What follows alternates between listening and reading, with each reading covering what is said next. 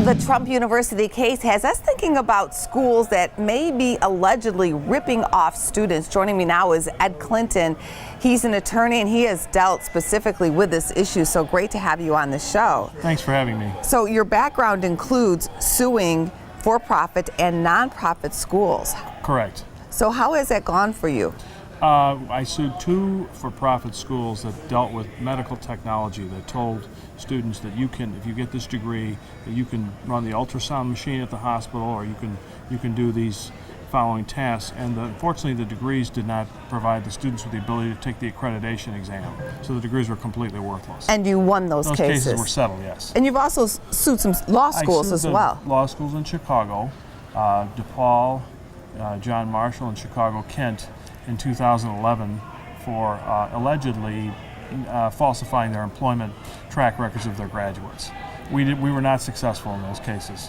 The only good to come of those cases, and there were other cases filed around the United States, was that the ABA, American Bar Association, changed the rules to require better disclosures for students. Well, hopefully you made a difference for those students. Let's talk about this Trump case as you're watching what's happening here, because we are hearing from the files that are now being released that some of the teachers really did not have great knowledge about real estate, even though they were at Trump University allegedly teaching these students how to become real estate moguls.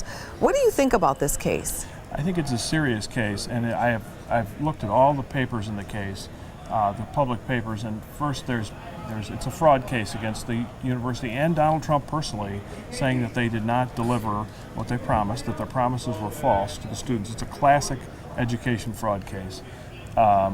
Additionally, the class action has been certified. That's a big step in any case like this. And summary judgment has been denied. So Trump has lost a number of rulings in the case. If you were working on that case, what would be your strategy? If you were working for the plaintiffs, your strategy would be to push forward for trial. And the trial will be bifurcated. There'll be a liability trial and then a damages trial later. If you're working for Trump, I would recommend that they settle the case. Is there a good shot for these students to get their money back, do you think? I think there's a very good shot, yes.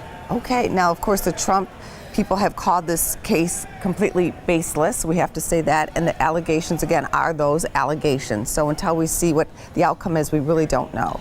We don't know, but we can say that summary judgment has been denied and that the class action has been certified. Trump also made comments in public attacking the integrity of the judge, which are awful comments to be made, to attack a judge who's a public servant, a distinguished public servant. Well, that is true, and that is a factual situation where he did make some disparaging comments because of the person's heritage. So correct. Sad to know. Okay, good to have you on the show, and thank you. Come back soon, please. Thank you very much.